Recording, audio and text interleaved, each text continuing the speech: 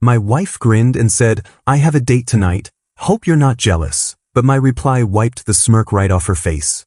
I'll tell you what happened that morning, step by step, because looking back now, I realized the signs were all there. Ashley and I had been married for 3 years, and we had this routine where we'd sit in our kitchen every morning with our coffee before I headed to the auto shop. She'd be scrolling through her phone while I read the local news on my tablet, and we'd talk about our day ahead. That Tuesday started like any other in our Milwaukee home, the autumn sun streaming through our kitchen window, the smell of fresh coffee filling the air, and the comfortable silence of a couple who'd settled into their rhythm. Ashley was wearing that blue sweater I'd gotten her for Christmas, her blonde hair still messy from sleep, and she had this expression on her face that I couldn't quite read. She was stirring her coffee with this little smile that seemed different somehow. Now, Ashley had her quirks. She always stirred her coffee once, clockwise, and then set the spoon down on the same spot on the counter. But that morning, she stirred it twice. I noticed because in 3 years of marriage, I'd never seen her stir it twice. "So," she said, still stirring, "I'm going on a date tonight."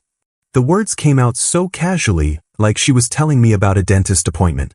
I looked up from my tablet, sure I'd misheard her. "What? A date? Don't be jealous, Jason." She said it with this smug little grin, like she was proud of herself for being so bold. My heart started pounding, but I kept my voice steady. "A date?" I repeated.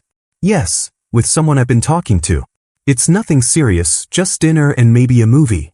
She was still stirring that coffee, round and round, like she was mixing up the perfect storm. I sat there for a moment, watching her, and something clicked in my mind. All those late nights when she said she was working extra shifts at the bank. All those times she'd come home with a different perfume scent clinging to her clothes. All those moments when she'd guard her phone like it contained state secrets. The pieces started falling into place with a clarity that was almost painful. "Well," I said, setting down my tablet and looking directly at her, "I hope your date thanks me for fixing those squeaky bed springs last weekend. Should make things much more comfortable." Ashley's spoon dropped into her coffee mug with a sharp clink. The smug smile vanished from her face, replaced by something that looked like shock mixed with panic. Her cheeks flushed red, and for the first time in months, she seemed genuinely speechless. "What's that supposed to mean?" she managed to whisper. I stood up, picked up my coffee mug, and walked over to rinse it in the sink. "It means exactly what it means, Ashley. Enjoy your date." I gave her a calm smile, the kind you'd give a stranger at the grocery store, and headed upstairs to our bedroom. She followed me, her voice rising. "Jason, what are you talking about? It's just a casual dinner." But I was already closing the bedroom door behind me. I turned the lock, something I'd never done in our entire marriage, and sat down on the edge of the bed. I could hear her on the other side, knocking softly at first, then more insistently. "Jason, please, let's talk about this." But I just sat there, staring at the wall, processing what had just happened. My wife of 3 years had just announced she was going on a date, told me not to be jealous, and expected me to what? Wish her luck? Make her a sandwich for the road? The audacity of it was almost impressive. I pulled out my phone and started scrolling through our text messages from the past few weeks. All those times she'd said she was working late. All those weekends when she'd suddenly had to help her sister move or attend a work conference. I'd been so focused on building our life together, working extra hours at the shop to save for the down payment on a house, that I'd missed the obvious signs. Or maybe I'd chosen to ignore them. Either way, I was done ignoring them now. The knocking on the door had stopped. I could hear Ashley's footsteps retreating down the hallway, and then the sound of the front door closing. She'd left for work, or wherever she was really going. I sat there for another hour, not moving, just thinking. Then I got up, got dressed, and headed to Mike's auto repair like it was any other day. Because in a way it was. It was just the first day of the rest of my life without Ashley. The next few days were like living in some twisted alternate reality where everything looked normal on the surface but felt completely wrong underneath. Ashley acted like nothing had happened, chatting about her day at the bank, asking about my work at the shop, even suggesting we watch a movie together on Friday night. But I noticed things I'd never paid attention to before, the way she angled her phone away from me when she texted, how she'd suddenly started taking longer showers, and the fact that she'd bought new lingerie that I'd never seen her wear around the house. I started paying closer attention to her belongings, and that's when I found it. Ashley kept a small planner in her purse, one of those leather-bound things where she wrote down appointments and reminders. She'd left it on the kitchen counter Thursday morning while she was getting ready for work. I flipped through it, not really expecting to find anything conclusive, but there it was, tucked between the pages for last week. A napkin from Romano's restaurant, the fancy Italian place downtown that we'd never been to because it was way out of our budget. But it wasn't just any napkin. Someone had written, "Same room, same time," in red ink, and there was a lipstick mark pressed into the corner like a kiss. My hands started shaking as I held it up to the light. The handwriting wasn't Ashley's, it was too bold, too masculine. I took a photo of it with my phone, then carefully placed it back exactly where I'd found it. The rest of the day at the shop, I couldn't focus on anything. Mike kept asking if I was okay, but I just told him I was tired. That evening, Ashley announced she was going out with some girlfriends from work. "Just a girls' night," she said, putting on that black dress she'd worn to our anniversary dinner last year. "Don't wait up." I watched her apply her makeup with extra care, spraying on more perfume than usual, and I knew. I waited 20 minutes after she left, then got in my truck and drove to the Marriott downtown. I'd had a hunch, and sure enough, there was Ashley's car in the parking garage. I parked a few rows away and walked into the lobby, trying to look casual. The hotel bar was dimly lit, and I spotted them immediately. Ashley was sitting in a corner booth with a guy I'd never seen before. He was tall, muscular, with the kind of confident smile that probably worked on a lot of women. This had to be Brett, the personal trainer she'd mentioned in passing a few months ago. I watched them for about 15 minutes, noting how she laughed at everything he said, how she kept touching his arm, how she looked at him the way she used to look at me. They finished their drinks and headed to the elevator together. My chest felt tight, but I forced myself to stay calm. I followed them, hanging back far enough to avoid being seen, and watched the elevator stop at the 7th floor. I waited a few minutes, then took the next elevator up. The hallway was empty, and I could hear voices coming from room 712. I stood there for a moment, listening to my wife's laughter mixing with his deeper voice, and then I made my decision. I went back down to the business center off the lobby and printed out two things: the photo I'd taken of the napkin and a screenshot of Ashley's work calendar showing she'd blocked out this exact time with the note, "Personal appointment." I slipped both papers into an envelope from the front desk and wrote, "For your consideration," on the outside. Then I went back upstairs and slid it under the door of room 712. The voices inside stopped abruptly, and I could hear movement, probably someone walking to the door. I was already halfway down the hall by then, taking the stairs instead of the elevator. I drove home and sat in my living room, waiting. Ashley came home around midnight, trying to be quiet as she slipped through the front door. "How was girls' night?" I asked from the couch, startling her. "Oh, it was fun," she said, not meeting my eyes. "We went to that new place on Water Street." But I could smell it on her, a different perfume, something heavier and more expensive than what she'd been wearing when she left. And there, just barely visible on the side of her neck, was a small smudge of red lipstick that matched the mark on that napkin perfectly. "That's nice," I said, turning back to the TV. "I'm glad you had a good time." Friday morning started with Ashley's phone buzzing nonstop. She'd left it on the kitchen counter while she was in the shower, and I could see text after text lighting up the screen. Most of them were from a contact labeled BT, Brett, I assumed. The messages were coming in so fast that I couldn't read them all, but I caught glimpses of words like envelope, evidence, and what do we do now? When Ashley came downstairs, her hair still damp from the shower, she grabbed her phone with shaking hands and started scrolling through the messages. Her face went pale as she read, and I watched her fingers fly across the screen as she typed back furiously. "Everything okay?" I asked, buttering my toast like nothing was wrong. "Yeah, just work stuff," she said, not looking up from her phone. But her voice was tight, strained in a way I'd never heard before. The phone rang, and she glanced at the caller ID before quickly declining the call. It rang again immediately. She declined it again. By the third ring, her hands were visibly trembling. "You should probably answer that," I said, taking a sip of my coffee.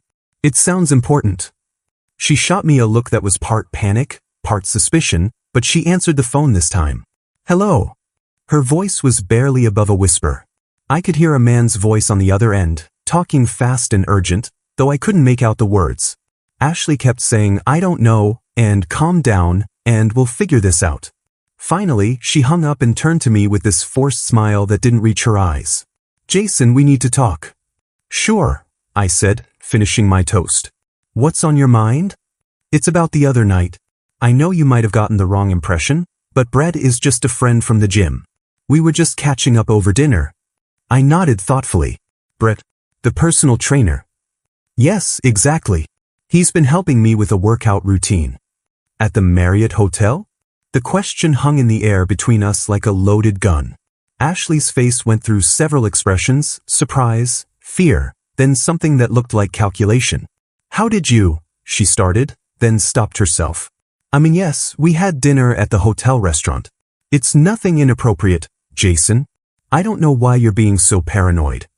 Paranoid, I repeated, setting down my coffee mug. That's an interesting word choice. Tell me, Ashley, what room number was the restaurant in? What? The hotel restaurant. What room number?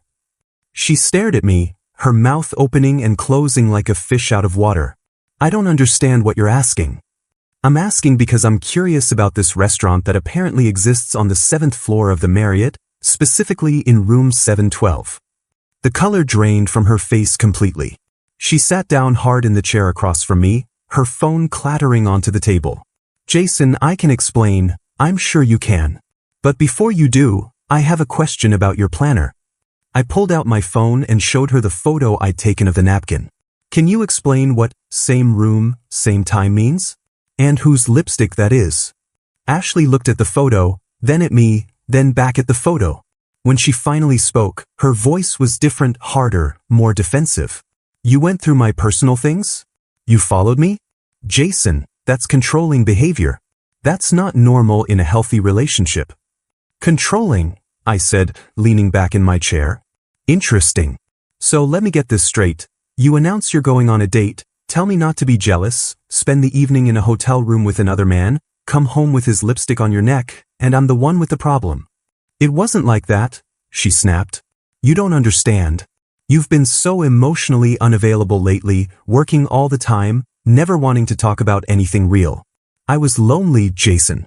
I needed someone who actually paid attention to me. So you found Brett. So I found a friend who listens to me, who makes me feel valued. In hotel rooms. It wasn't supposed to happen like that. It just evolved. I stood up and walked to the window, looking out at our quiet street. Mrs. Peterson was walking her dog. The mailman was making his rounds. Everything looked so normal, so peaceful. Ashley, I said, turning back to her, I need you to pack some things and stay at your mother's for a while. What? The word came out as a whisper. I think we both need some time to think about what we want from this marriage. And I need some space to figure out how I feel about everything. Jason, please. We can work through this. I'll cut contact with Brett. We can go to counseling. We can. Pack your things, Ashley. My voice was calm, steady. Take whatever you need. I'll be at the shop if you want to talk later. I grabbed my keys and headed for the door. Behind me, I could hear her calling my name, but I didn't turn around. About 2 hours later, while I was underneath a Honda Civic changing the oil, Mike called out that I had a visitor. I rolled out from under the car to find Linda, Ashley's mother, standing in the doorway of the shop. Linda was in her 50s, a retired teacher who'd always been protective of her daughter, and she looked ready for battle. Jason, she said, her voice sharp with disapproval. Ashley called me in tears. She said you threw her out of the house over some misunderstanding about a friend from her gym. I wiped my hands on a rag and stood up. I didn't throw her out, Linda. I suggested she stay with you while we work through some issues. Issues? Her voice rose. She told me you've been accusing her of having an affair. She said you've been following her around, going through her things. This doesn't sound like the Jason I know. You're right, I said, pulling out my phone. It's not the Jason you know. But sometimes people change when they have to. I showed her the photo of the napkin and the hotel evidence. Linda took the phone, squinting at the screen. Her expression shifted from defensive to confused to something that looked like dawning realization. Jason, I don't know what to say. Ashley told me you were being paranoid, that you were imagining things. I know this is hard to hear, Linda. I love Ashley, but I can't pretend this isn't happening anymore. She handed me back my phone and stood there in silence for a moment. Finally, she spoke, her voice much quieter than before. She's been different lately. More secretive. I thought it was just stress from work, but... She trailed off, shaking her head. I need to have a conversation with my daughter. 2 weeks passed in a strange kind of peace. Ashley had been staying at her mother's house, and according to Linda, things weren't going well. Apparently, Brett had ended whatever they had going on the moment he realized there was evidence of their affair. He told her it was getting too complicated, Linda had said when she stopped by the shop again. That he wasn't looking for anything serious. I felt a twinge of something, not quite satisfaction, but maybe validation. Ashley had thrown away 3 years of marriage for a guy who bailed the second things got messy. I'd been using those 2 weeks to think, to really process what I wanted from my life. I'd started going to Dr. Williams, a marriage counselor, not because I wanted to save my marriage, but because I needed to understand how I'd gotten to this point. During our sessions, it became clear that Ashley had been manipulating situations for months, making me feel like I was the problem whenever I questioned her behavior. Gaslighting, Dr. Williams called it. She was rewriting reality to make you doubt your own perceptions. It was a Tuesday afternoon when Ashley decided to come home. I was at the shop, working on a transmission rebuild, when Mike came over with a concerned look on his face. Jason, your wife's been calling the shop phone. She says she can't reach you on your cell and needs to talk to you urgently. I'd changed my number the week before, something I probably should have mentioned to Ashley, but hadn't gotten around to. What did you tell her? That you were busy with a customer and would call her back. But she sounded pretty upset. I nodded and went back to work. About an hour later, my new cell phone rang. It was Linda. Jason, Ashley went to your house. She's not taking it well. Taking what well? The locks. You changed the locks. I had indeed changed the locks. I'd also left a note taped to the front door that simply said, "This number is no longer in service. Please contact through my attorney if needed." It wasn't cruel, just clear. She's on her way to the shop, Linda continued. She's pretty worked up. I thought you should know. I thanked Linda and hung up. About 20 minutes later, Ashley burst through the shop doors like a hurricane. Her hair was disheveled, her eyes were red from crying, and she looked like she hadn't slept in days. Jason, she called out, marching over to where I was working. We need to talk. Now. I looked up from the transmission I was rebuilding. Hey Ashley. How are you? How am I? How am I? Her voice was rising, and I could see Mike and the other guys trying to look busy while obviously listening. You changed the locks on our house. You changed your phone number. You left me a note like I'm some kind of stranger. You're not a stranger, I said calmly, wiping my hands on a rag. But you're not my wife anymore either. What's that supposed to mean? Jason, I know I made mistakes, but we can work through this. Brett was nothing. He was just a distraction. I realize now that what we have is real, what we have is worth fighting for. I looked at her for a long moment, this woman I'd loved for 3 years, and I felt nothing.